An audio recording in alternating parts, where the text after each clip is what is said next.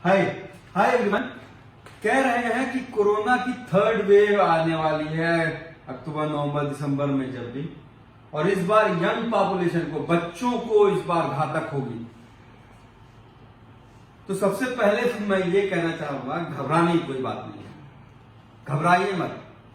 घबरा के जो है और चिंता से जो है ज्यादा लोग जो है बीमार पड़ जा रहे हैं। कोरोना की तीसरी वेव, चौथी वेव, पांचवी वेव, छठी वेव, सातवीं वेव आती रहेगी। कनाडा और स्वीडन में चौथी वेव आ गई है, यूके, यूएस, यूरोप में तीसरी वेव आ गई है, इंडिया में अब सेकेंड वेव आई है, वहां पे सेकेंड वेव पहले आ चुकी थी। तो ये तो देखिए, वायरस जो है म्यूटेट करता है, यानी कि वो अपने हिसाब से आपके बॉडी में, आपका बॉडी में जब वो इन्फेक्ट करता है तो आपके बॉडी को एक प्रयोगशाला बना लेता है, और वो ऐसा कोशिश करता है कि आपका जो दवाई है, आपका जो इलाज है, आपका जो प्रोटेक्शन है, उसके खिलाफ वो अपने आप को ज्यादा मजबूत कर ले। समझ रहे ना, क्योंकि उसको भी जिंदा रहना है। तो ये तो सर्वाइवल ऑफ द फिटेस्ट है, हमारी भी लड़ाई, उसकी भी लड़ाई।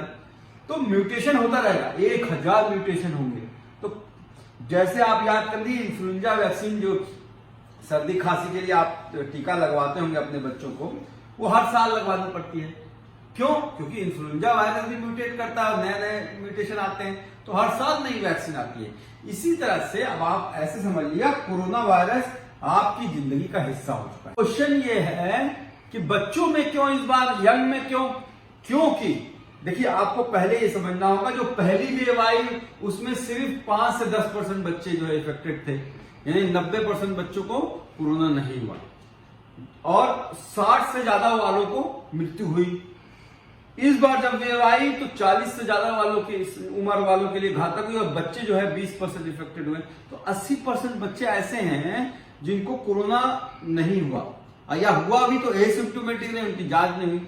तो बहर इम्यूनिटी वैसे भी कोरोना की 3 से 6 महीने में खत्म हो जाती है।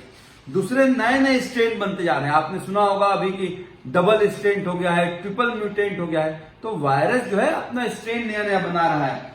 बच्चों का ज्यादा एक्सपोजर होता है, बाहर घर से पिताजी माताजी काम करके आ रही हैं, या फिर जो है मेहमान आ रहे हैं, तो उनका बाहर पार्क में खेलने जा रहे हैं।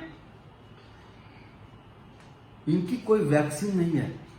आपकी जो भी जितनी वैक्सीन है वो 18 साल से ऊपर वालों की लग रही है, तो इनको टीकाकरण नहीं होगा नवंबर दिसंबर की जबकि बात कर रहे हैं। जितनी भी ड्रग है, चाहे रेमडेसिविर की बात कर लो, चाहे फेविफ्लू की बात कर लो, चाहे टोसिलिजुमैब की बात कर लो, ये सारी दवाएं जो हैं वो एडल्ट्स के लिए। बच्चों में क्या इनका असर होगा, कितने डोज से दी जाए, कैसे की जाए, ये अभी इन पे ट्रायल नहीं हुआ है। सबसे ज्यादा खतरनाक बात है कि आप मान लीजिए कि पीडियाट्रिक आईसीयू इंडिया में बहुत कम है। क्यों? क्योंकि आप किसी भी हॉस्पिटल में चले जाइएगा, पीडियाट्रिक जो है 10-12 बेड का आईसीयू रहता है। पीडियाट्रिक वेंटिलेटर बहुत कम है, बहुत कम कंपनियां जो वेंटिलेटर की बात हो रही है, जो मशीन होती है जिसमें सांस रुक जाए तब डालते हैं। एडल्ट के तो मिल जाते हैं, पीडियाट्रिक वेंटिलेटर, बच्चों का वेंटिलेटर मिलता नहीं है। बहुत 2-4 कंपनियां इंडिया में बनाने वाली है, तो हमारे पास आईसीयू बहुत कम है। बच्चे जो बच्चों को इन्फेक्ट होते हैं और उनको खराब होती है हालत, तो बहुत जल्दी डिटेरियोर होते हैं। 2-4 दिन बहुत ज्यादा वक्त नहीं देते हैं, 2-4 दिन में ही उनके लिए घातक हो जाता है। और नवंबर दिसंबर का ऐसा टाइम है जब अस्थमा बच्चों में, जिन बच्चों में अस्थमा होता है या सांस फूलने की बीमारी होती है, उनको अगर कोरोना हो जाएगा तो डेडली हो जाएगा। तो ये चीजें हैं जो बच्चों के लिए जो है, इस वजह से लोग साइंटिस्ट चिंता व्यक्त कर रहे हैं। सुप्रीम कोर्ट ने एक बात कही है। अच्छा, क्या करना चाहिए, प्रिपरेशन क्या करना चाहिए? तो सबसे पहले तो पेरेंट्स को यह समझना होगा कि अपने आप को वैक्सीन लगवा लें, क्योंकि आप अपने बच्चे को लेके जाएंगे तो हॉस्पिटल में, तो वहां पे तो कोरोना पहले से फैला हुआ है, तो आपको भी हो सकता है। दूसरे सबसे बड़ी बात है, क्या क्या लक्षण है बच्चों में, वो उनको समझना होगा। क्या क्या लक्षण हो सकते हैं कोरोना होगा बच्चों को? तो सर्दी होगी, खांसी होगा, बुखार होगा। बुखार बहुत तेज नहीं होता है, 100-101 के आसपास होता है। जो आंखें लाल हो जाएगी, शरीर में जो है लाली पड़ जाएगी, पेट दर्द, कुछ बच्चों में सिर्फ उल्टी और दस्त होता है, कम मतलब बदन दर्द की बात करेंगे, सुस्त हो जाएंगे। जो 6 महीने से नीचे बच्चे रहेंगे वो चिड़चिड़ाएंगे ज्यादा, दूध कम पीना, मतलब ब्रेस्ट मिल्क कम पीना, फीडिंग कम कर देंगे, और रात में भी नहीं सोएंगे, रोएंगे बहुत, अकड़ अकड़ के ऐसे ऐसे करके रोएंगे। जो और बड़े बच्चे होंगे वो सुस्त हो जाएंगे, खाना पीना छोड़ देंगे। ड्रूलिंग ऑफ सलाइवा, उनका चूंकि ऐसा नहीं होगा कि बता पाएंगे गले में दर्द हो रहा है, तो वो क्या करेंगे, उनका जो है कहेंगे खाना छोड़ देंगे, निगलने में उनको दर्द होगा, जहाँ पे सोर थ्रोट हो जाता है, और सलाइवा बहुत निकलेगा, ड्रूलिंग ऑफ सलाइवा। तो ये सारे लक्षण हो सकते हैं। और सबसे बड़ी बात बता दूं, इस वायरस के साथ बहुत नोटोरियस वायरस है, इसमें कोई भी एक लक्षण एक ही बार मतलब हो सकता है। जैसे मान लो कुछ बच्चों में सिर्फ आंख लाल होगी, तो हो सकता है उनको कोरोना हो, या आपको उस मौसम में सोचना पड़ेगा, मतलब जैसे इंडिया में इस वक्त फैला हुआ है। सिर्फ सर्दी खांसी में कोरोना हो, सिर्फ बच्चा सुस्त हो, बहुत चिड़चिड़ा रहा हो, हल्का बुखार हो, तब भी कोरोना है। तो ये आपको समझना। अच्छा, प्रिपेयर कैसे करें? प्रिपेयर करने के लिए आपको अभी से बच्चों को कहना पड़ेगा कि बेटा तुम जो है मास्क पहनना करो, हाथ धुलने की खुद भी आदत डालिए, खुद जो है आदत डालिए, और उनको बार बार सिखाइए कि हाथ कैसे धुलते हैं, और अपने सामने सिखाइए। मेहमानों का आना जाना बंद कर दीजिए, और बच्चों को थोड़ी देर के लिए बाहर लेके घूमना भी स्टार्ट कीजिए। घर में ही उनको अभी से जो है कैद करने की जरूरत नहीं है, लेकिन उनको प्रिकॉशन का वो चीजें सिखानी स्टार्ट कर दीजिए। फर्नीचर हुआ, खिलौने हुए, डोर नॉब हुआ, उसको अपनी आदत डाल दीजिए सैनिटाइज करने की। अब बच्चों की इम्यूनिटी बढ़ाएं कैसे? मल्टीविटामिन और जिंक और लिमसी वगैरह आप दीजिए, विटामिन सी, लेकिन खाना बैलेंस डाइट की जरूरत है। बैलेंस डाइट देना है जिससे बच्चों का इम्यूनिटी बढ़े। उसके लिए प्रोटीन की जरूरत होगी।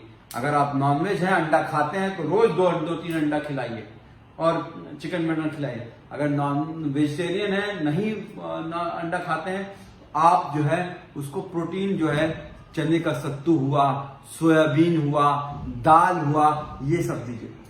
फ्रूट्स दीजिए, रोज बदल बदल के फ्रूट दीजिए। आज केला खिलाया है, कल सेब खिलाया है, कल संतरा खिलाया है।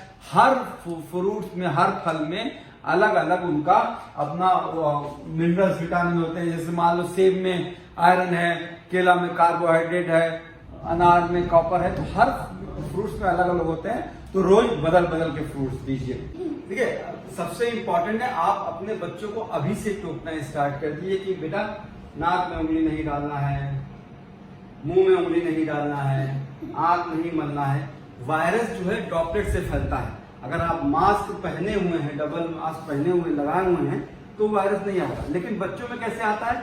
वो खिलौना छूते हैं, फर्नीचर छूते हैं, ये छूते हैं, हर चीज छूते हैं, तो उसको आप स्टेलाइज कर दें। लेकिन जब क्या ये छूने के बाद आप ये क्या करेंगे, नाक में उंगली डालेंगे, फिर मुंह में, फिर आंख उसी को मलते हैं। ये 3 पोर्ट है एंट्री के वायरस के, और कहीं से एंट्री नहीं करता है, सिर्फ यहीं से करता है। तो बेटा नाक में उंगली नहीं डालना है, समझ रही हो ना? मुंह में उंगली नहीं डालना है, नहीं डालना है ना, और आंख ऐसे से नहीं करनी है। तो ये आप अभी से बार बार टोकेंगे, no no no no no बेटा, नाक में उंगली नहीं डालनी है, मुंह में उंगली नहीं डालनी है, आंख नहीं मलना है, गंदी बात है, नॉट गुड। तो सिखाते हैं 5 साल के ऊपर का बच्चे को बस कुछ कहना नहीं है, सांस ले, थोड़ी देर रोके और मुंह से निकाल दे।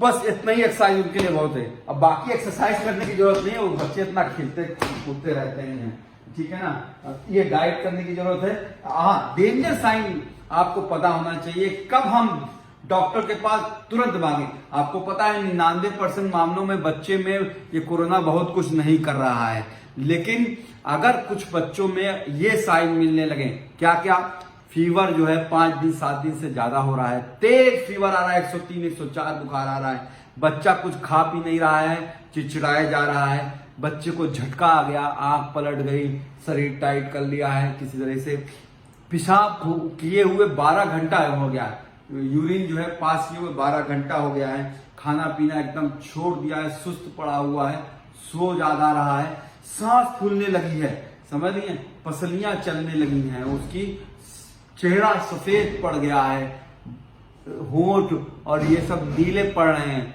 आंखों में गड्ढे आ गए हैं, आंखों में जो है बहुत ज्यादा लाली आ गई है, पस आ रहा है, तो ये सारी चीजें हैं आपको फौरन, क्योंकि बच्चों में एक डिजीज होती है मल्टी सिस्टमिक इन्फ्लेमेटरी सिंड्रोम, जिसमें मल्टीपल ऑर्गन्स कुछ बच्चों में होता है, लेकिन रेयर होता है, लेकिन होता है कुछ बच्चों में। किडनी हेपेटाइटिस हो जाएगा, एक्यूट रीनल फेल्योर हो जाएगा, लंग में निमोनिया हो जाएगा।